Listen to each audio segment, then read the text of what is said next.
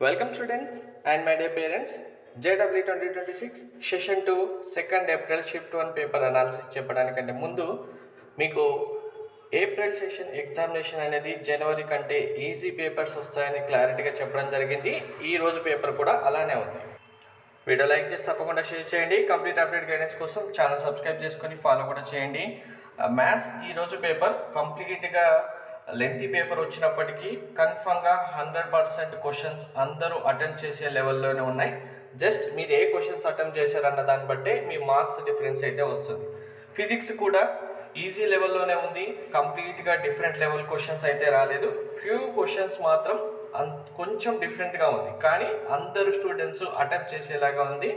And chemistry విషయానికి వస్తే మనకు సెషన్ 1తో కంపేర్ చేసుకుంటే కెమిస్ట్రీలో మల్టీ స్టేట్మెంట్ క్లమ్జీ క్వశ్చన్స్ అనేవి రాలేదు. మల్టీ స్టేట్మెంట్ కూడా డూయబుల్గానే ఉన్నాయి. అండ్ కెమిస్ట్రీ ఈజీయెస్ట్గా ఉంది. సెషన్ 1లో వచ్చినట్టుగా కెమిస్ట్రీ పేపర్ వస్తుందని ఎక్స్పెక్ట్ చేయకండి ముందే చెప్పాను. అలాగే 45 minutes to 1 hourలోనే పేపర్ కంప్లీట్ చేసిన స్టూడెంట్స్ కూడా చాలామంది ఉన్నారు కెమిస్ట్రీ. సో అంత ఈజీగా ఉంది. లైన్ టు లైన్ ఆన్సర్ చదివిన వాళ్ళకు ఈజీగా రావడం జరిగింది.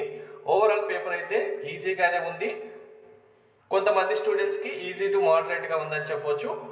నెక్స్ట్ జరగబోయే ఎగ్జామ్స్ ఉన్న స్టూడెంట్స్ కూడా పేపర్ ఇదే లెవెల్లో ఉండొచ్చు. అంటే సెషన్ 1తో కంపేర్ చేస్తే అంత డిఫికల్టీ పేపర్స్ అయితే రాకపోవచ్చు, రావు కూడా. ఎందుకంటే ఇది కంప్లీట్గా ఏప్రిల్లో స్టూడెంట్స్ కూడా ప్రిపేర్ అయి ఉంటారు కాబట్టి అంత డిఫికల్టీగా కూడా పేపర్ ఉండదు. మెయిన్ రీజన్ ఇది. సో మీకు పర్సంటేజ్ అనేది సెషన్ 1 కంటే చాలా ఎక్కువ మార్క్స్ అయితే తెచ్చుకోవాల్సి ఉంటుంది. పేపర్స్ ఇదే లెవెల్లో కంటిన్యూ అవుతాయి.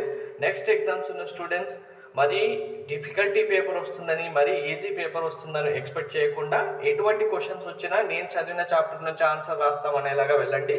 పర్ఫెక్ట్గా మీకు స్కోర్ వస్తుంది. Thank you.